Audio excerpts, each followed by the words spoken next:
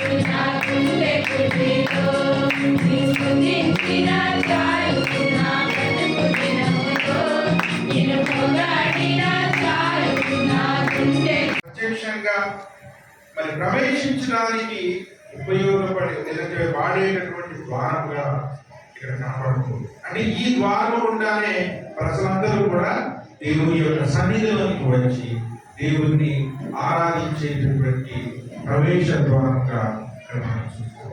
కనుక ఈ ప్రవేశ ద్వారంలో వారు ఆరాధన స్థలంలోనికి ప్రవేశించక మునిపే ఈ మాటలు చెప్తున్నారు.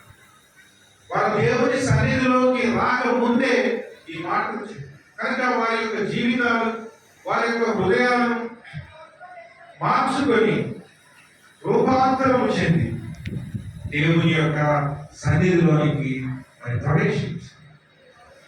దేవుని ఆలయంలోనికి ప్రవేశించేటటువంటి వారు, దేవునితో సహవాసం కలిగేటటువంటి వారు ఖచ్చితంగా దేవునికి ఇష్టమైనటువంటి మరి జీవితాలతో, హృదయాలతో దేవుణ్ణి ఆరాధించాలి. కనుక వారి యొక్క జీవితాలు, వారి యొక్క హృదయాలు మార్చుకోవాలని దేవుడు అయినటువంటి యెహోవా మరి ఇర్మియా ప్రవక్త ద్వారా ఇశ్రాయేలులకు తెలియజేస్తారు.